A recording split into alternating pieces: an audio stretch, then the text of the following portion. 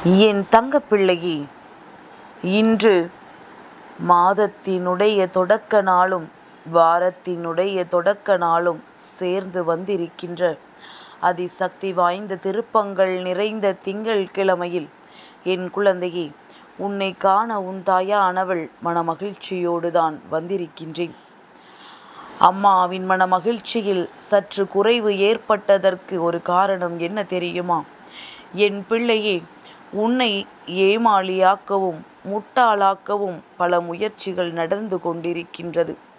அதாவது, விளையாட்டாக செய்வது வேறு, வாழ்க்கையில் வினையாக மாறி போவது வேறு.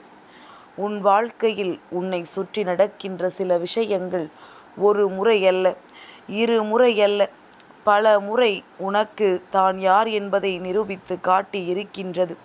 ஆனால் என் பிள்ளை நீயோ அவர்கள் மீது கொண்டிருக்கின்ற அன்பினாலும் அவர்களை விட்டு விலக முடியாத எண்ணத்தினாலும் மீண்டும் மீண்டும் அந்த ஏமாற்றத்தை தாங்க தயாராக இருக்கின்றாய். என் குழந்தையே, இந்த வாழ்க்கையில் உனக்கென்று இருக்கின்ற சில விஷயங்கள் ஒரு முறை முட்டாளாக இருக்கலாம். ஆனால் மீண்டும் மீண்டும் அதை நம்பும் அளவிற்கு ஏமாளியாக இருக்காதே என்றுதான் அம்மா சொல்கின்றேன். என் பிள்ளையே, வாழ்க்கையில் சில கஷ்டங்கள் வருவது சகஜம். ஆனால் நீயாகவே தேடிச் சென்று அந்த கஷ்டத்தை மீண்டும் தூக்கி கொண்டு வராதே என்றுதான் அம்மா உன்னிடத்தில் சொல்லி கொண்டிருக்கின்றேன். என் பிள்ளையே, கண் முன்னால் நமக்கு நடந்தது துரோகம்தான் என்று தெரிந்த பிறகும் அதை நீ மீண்டும் ஒரு நாளும் நம்பிவிடாதே. என் பிள்ளை, இதுவெல்லாம் நீ கவனமாக இருக்க வேண்டிய விஷயங்கள். இனிமேல் இன்று உன் வாழ்க்கையில் நடக்கவிருக்கின்ற நல்ல விஷயங்களை அம்மா உனக்கு சொல்கின்றேன். என் தங்கமே, நீ எதிர்பார்த்து நின்று கொண்டிருக்கின்ற விஷயம் இன்று உனக்கு நல்லதொரு முடிவினை கொடுக்கப் போகின்றது. தொடக்கம் என்ற ஒன்று இருக்கும் பொழுது முடிவு என்ற ஒன்றும் இருந்துதானே ஆக வேண்டும். அந்த முடிவை இன்று என் பிள்ளை நீ பெறப்போகின்றாய். அதுவும் நல்லதொரு முடிவாக இருக்கும் பொழுது அதை விட சந்தோஷம் வேறென்ன இருக்க முடியும்? எல்லோருக்குமே தான் செய்கின்ற செயலில் வெற்றி கிடைக்க வேண்டும் என்றுதான் ஆசை. ஆனால் முயற்சிகள் மட்டும் சிலரிடம் அதிகமாக இருக்கின்றது, சிலரிடம் மிகவும் குறைவாக இருக்கின்றது. யாரிடத்தில் முயற்சிகள் அதிகமாக இருக்கின்றதோ அவர்களுக்கு நினைத்த வெற்றி உறுதி. என் பிள்ளை, நீ உன் மனதிற்குள் ஓர் விஷயத்தை அடைந்துவிட வேண்டும் என்ற எண்ணம் வளர்த்து கொண்டால் அதில் உன்னுடைய அந்த எண்ணங்களை ஒரு நாளும் சற்றும் கூட குறைய விடாமல் நீ பார்த்து கொள்ள வேண்டும். என் பிள்ளை, அம்மா இப்பொழுது ஓரிரு நாட்களாக மீண்டும் மீண்டும் உன்னிடத்தில் சொல்லிக் கொண்டிருக்கின்ற ஒரு விஷயம், யார் பேச்சினையும் கேட்டு நீ சென்று கொண்டிருக்கின்ற நல்ல பாதையில் இருந்து தவறி விடாதே என்று. நீ செல்கின்ற நேர்மையான விஷயத்திலிருந்து ஒரு பொழுதும் நீ தவறி விடாதே என்று. இங்கே நீ எப்பொழுது தவறி விழுவாய், உன்னை அப்படியே கீழே தள்ளிவிட்டு மீண்டும் எழுந்திருக்க முடியாமல் செய்து விடலாம் என்று ஒரு கூட்டம் உன்னை சுற்றி காத்து கொண்டிருக்கின்றது. என் பிள்ளை, அதனால் நீ உன் வாழ்க்கையில் எந்த சூழ்நிலையிலும் யாருடைய வார்த்தைகளுக்கும் மயங்காமல் நீ செய்வது சரி என்றும் உறுதி என்றும் உனக்கு தெரிந்த பிறகு அதில் எப்பொழுதும் என்ற மாற்றத்தையும் கொண்டு வந்து விடாதே. செய்கின்றவர்களும் சொல்கின்றவர்களும் உன்னுடைய வாழ்க்கையில் ஒரு நாளும் நீ கஷ்டத்தில் இருக்கும் பொழுது உனக்கு உதவியவர்கள் கிடையாது. சந்தோஷத்தில் இருக்கும் பொழுது அதை கெடுப்பதற்கு முன் வந்தவர்கள். என் பிள்ளையே, அதனால் இவர்களை எல்லாம் வாழ்க்கையில் எந்த சூழ்நிலையிலும் மன்னிக்க வேண்டியோ மறக்க வேண்டிய அவசியமோ உனக்கு இல்லை என்பதை புரிந்து கொண்டு இன்று நீ தொடங்க நினைக்கின்ற செயலில் இந்த தாயானவள் உன்னோடு உடன் இருப்பாள் என்பதை மட்டும் நீ மறந்து விடாதே. வராகியின் மீது அன்பு வைத்திருக்கின்ற நீ இன்று அதிகாலையில் அம்மா நமக்கு நல்ல வாக்கினை தந்து விடுவாள், இதை கொண்டு இந்த நாளை எப்படியும் நாம் ஓட்டி விடலாம் என்று நினைக்கின்றாய் அல்லவா? என் பிள்ளையே, உன்னுடைய எண்ணத்தை நான் பொய்யாக்க மாட்டேன். உன்னை ஒரு நாளும் நான் முட்டாளாக்கிவிட மாட்டேன் என்பதனை நீ புரிந்து கொண்டால் போதும்.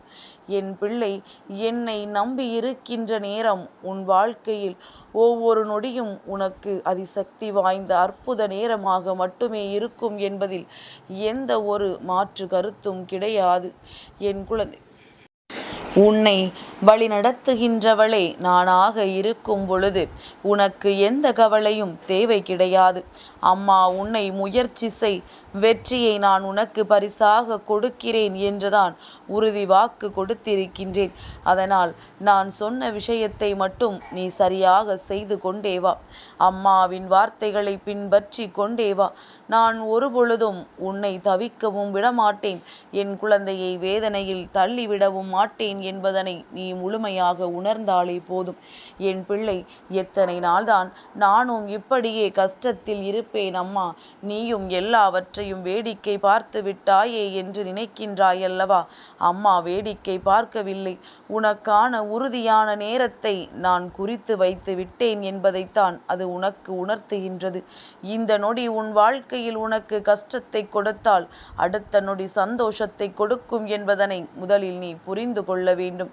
எல்லாவற்றிற்கும் மேலாக நமக்கு உறுதுணையாக இருப்பது நம் வராகி என்பதனையும் நீ நினைவில் வைத்து கொள்ள வேண்டும். ஒரு நொடி என்னை மறந்தால் அந்த நொடி கஷ்டங்கள் உன்னை தொற்றிக்கொள்ளும் என்பதனை மறந்து விடாதே. என்னுடைய நினைவுகள் உனக்கு இருக்கும் வரை மட்டும்தான் எந்த வேதனைகளும் எந்த சோதனைகளும் உன்னை நெருங்க முடியாது. நீ என்னை விட்டு வேறெங்கும் செல்ல நினைத்தாலோ, மனதிற்குள் எதிர்மறை எண்ணங்களை கொண்டு வர நினைத்தாலோ, அங்கே உன்னுடைய வெற்றி உன்னை பாதிக்கும் என்பதனை முதலில் நீ புரிந்து கொள்ள வேண்டும்.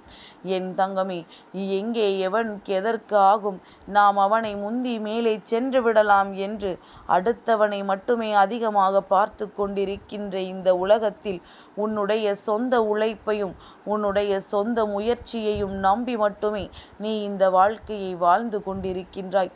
நான் அதனால்தான் உன்னிடம் சொல்லிக்கொள்வது, நல்லபடியாக இருக்கின்ற என் பிள்ளை, மற்றவர்களின் பேச்சினால் தவறான எந்த செயலையும் செய்துவிடக் கூடாது என்று.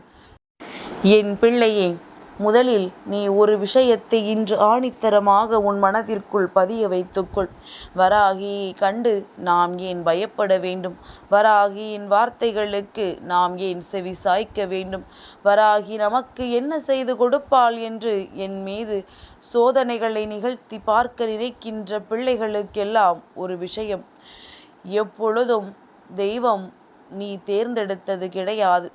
நீ ஒரு தெய்வத்தின் அருகில் நிற்கிறாய் என்றால் அந்த தெய்வம்தான் உன்னை தேர்ந்தெடுத்து தன் அருகில் நிற்க வைத்திருக்கின்றது.